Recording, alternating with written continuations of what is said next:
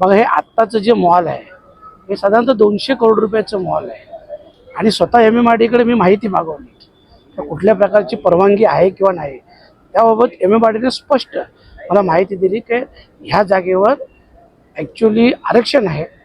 मग ते green zone असेल, गार्डनचं असेल, पाण्याचं असेल किंवा इतर आरक्षण आहे, त्याच्यामुळं या जागेवर कुठल्याही प्रकारची MMRDची परवानगी दिलेली नाही असं स्पष्ट पत्र MMRDने 10 दिवसापूर्वी मला दिलेलं आहे आणि ते मी कोर्टासमोरही सादर केलेलं आहे.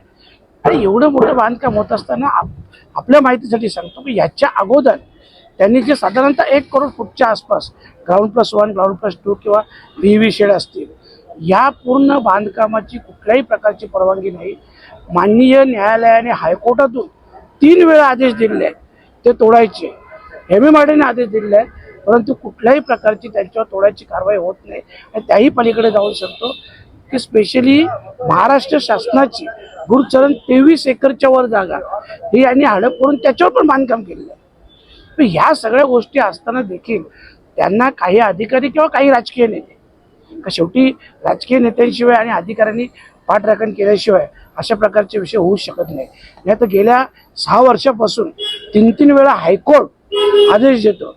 मागच्या 2021च्या याच्यात हायकोर्टाने आदेश दिलेला आहे की यापुढं कुठल्याही प्रकारचं बांधकाम भूमिवळणे करू नये असं स्पष्ट आदेश आहे. या सगळ्याच्या प्रत मी तुम्हाला पाहिजे तर देतो. 3 वेळा तोडायचे आदेश, MMRDचे तोडायचे आदेश, 21 नंतर कुठल्याही प्रकारचं बांधकाम होऊ नये त्या आदेशाची प्रत, त्याच्यानंतर आता MMRDने दिलेल्या माहितीची प्रत, सगळ्या प्रत देतो जेणेकरून आता त्याच्यावर कुठल्याही परिस्थितीत कारवाई व्हायला हवी. कोणाचा राजकीय वरदहस्त आहे? राजकीय वरदहस्त आहे म्हणून तो करतो ना. पण कोण फक्त भिवंडीत माहिती घेतली तर तुम्हाला कळेल. आजी माझे आमदार खासदार हेच आहेत त्यांना पाठीराखे आणि त्याच्या जेव्हा तो काम करतो असं प्रकारचं नाही. हे मी तुम्हाला बोललो ना, आजी माझे खासदारांचे आहे, खासदार आमदार यांचं त्याला वरदहस्त आहे. आणि हे सगळे प्रत ज्या हायकोर्टाच्या तिन्ही प्रत तुम्हाला मी देईन. जी TLR केलेलं आहे गुरुचरण जागेचा महाराष्ट्र शासनाचा त्याची तुम्हाला प्रत देईन, MMRDची पण प्रत देईन. सगळे जे आवश्यक कागदपत्र तुम्हाला आवश्यक आहेत ना हे सगळे मी पुरवेन.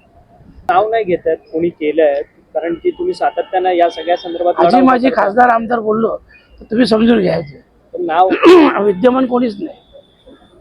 विद्यमान तुम्ही आहात, परंतु तुम्ही कपिल पाटलांना हरवून या ठिकाणी पोहोचलाय, खासदार केला. कपिल पाटलांनीच हे केलंय का? त्यांचाही आशीर्वाद आहेच ना. तुम्ही भिवंडीत विचारलं तुम्हाला कळेल ना. तर त्यांचाही आशीर्वाद आहे, तेही त्यांच्यासोबत आहेत.